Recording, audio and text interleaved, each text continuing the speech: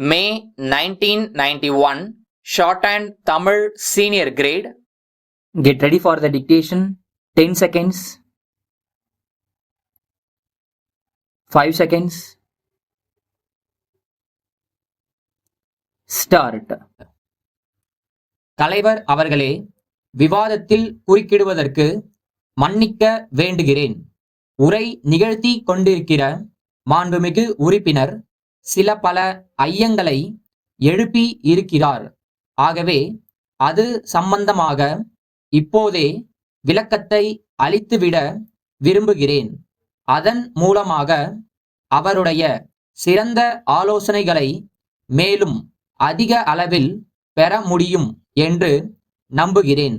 தற்போது நாம் விவாதித்து கொண்டிருக்கிற சமுதாய நல வளர்ச்சி பற்றிய மானிய கோரிக்கை பல்வேறு திட்டங்களை உள்ளடக்கியது ஆகும் என்பதை முதலில் தெரிவித்துக் கொள்ள விரும்புகிறேன்.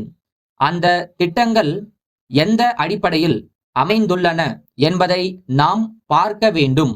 அவை எல்லாமே கிராமப்புறத்தில் நிலவும் வறுமையை போக்குவதை முக்கிய குறிக்கோளாக கொண்டுள்ளன.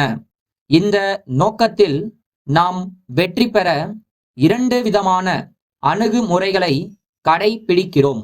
அவை என்ன என்பதை பற்றி ஓரளவு விளக்கமாகவே எடுத்து சொல்ல விரும்புகிறேன். முதலாவதாக, ஒரு கிராமத்தில் ஏதாவது ஒரு பயனுள்ள பணியை எடுத்து செய்வதன் மூலம் அந்த கிராமத்தில் ஏழ்மையில் வாழும் மக்களுக்கு ஒட்டுமொத்தமாக வேலை வாய்ப்பு அளிக்க முயற்சிக்கிறோம். இது ஜவஹர் வேலை வாய்ப்பு திட்டம் என்ற திட்டத்தின் மூலமாக செயல்படுத்தப்படுகிறது. இதற்கு ஆகும் செலவில் 80% மத்திய அரசு ஏற்றுக்கொள்கிறது. இந்த திட்டத்தின் கீழ் எடுத்து செய்யப்படும் பணிகள் ஒப்பந்தக்காரர்கள் மூலமாக செய்யப்படக்கூடாது. அந்தந்த கிராம மக்களே பணியில் ஈடுபட வேண்டும். அதற்குரிய ஊதியம் அவர்களுக்கு அப்போதைக்கப்போது வழங்கப்படுகிறது. அந்த ஊதியத்தை இந்த ஆண்டு முதல் ஓரளவு உயர்த்தி இருக்கிறோம். இதில் கவனிக்க வேண்டிய மற்றொரு அம்சமும் இருக்கிறது. இந்த திட்டத்தின் கீழ் எடுத்து செய்யப்படும் பணிகளில் ஈடுபடும் ஆண் தொழிலாளர்களுக்கும் பெண் தொழிலாளர்களுக்கும் எந்தவிதமான வேறுபாடும் இல்லாமல் ஒரே ஊதியம் வழங்கப்படுகிறது.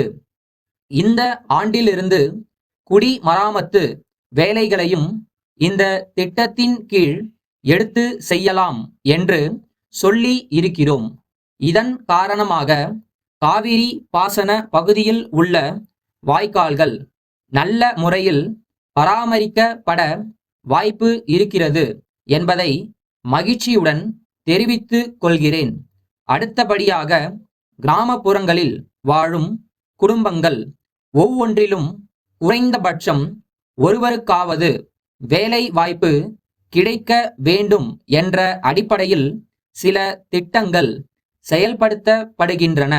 அவற்றில் ஒன்றுதான் மாண்புமிகு உறுப்பினர் குறிப்பிட்ட கிராமப்புற இளைஞர்களுக்கு சுய வேலை வாய்ப்பிற்கான பயிற்சி அளிக்கும் திட்டம் ஆகும். தற்கால தேவைகளுக்கு ஏற்றவாறு புதிய தொழில்களில் இந்த பயிற்சி அளிக்கப்படுவதில்லை என்று உறுப்பினர் குறைபட்டு கொண்டார்.